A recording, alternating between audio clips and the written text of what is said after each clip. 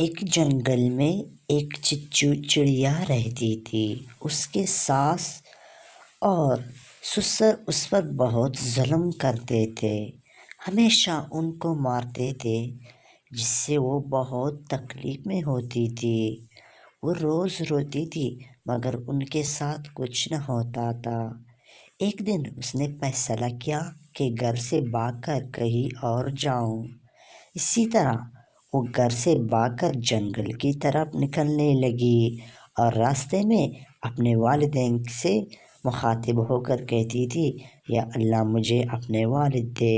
لیکن اچانک دیکھتے ہیں کہ پیچھے سے بہت ہی بڑا شیر نکل آتا ہے۔ جیسے ہی چچو اس کو دیکھتی ہے وہ اور رونے لگتی ہے، اور شیر ان کے سامنے طرح طرح کے کام کرتے ہیں۔ چچو اس سے مخاطب ہو کر کہتی ہے، مجھے معاف کر دے، میرے پہ لوگ ظلم کرتے ہیں، میں واپس گھر جانا چاہتی ہوں۔ لیکن شیر نے اس سے کہا، آپ واپس گھر نہ جائیں، آپ میرے ساتھ رہے۔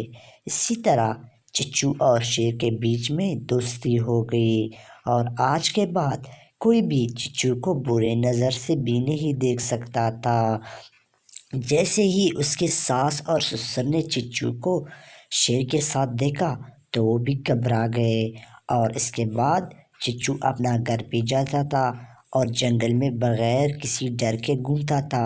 پورے جنگل والوں کو معلوم ہو گیا کہ چچو شیر کی دوست ہے، تو کوئی بھی اسے غلط نظر سے نہیں دیکھ سکتی تھی۔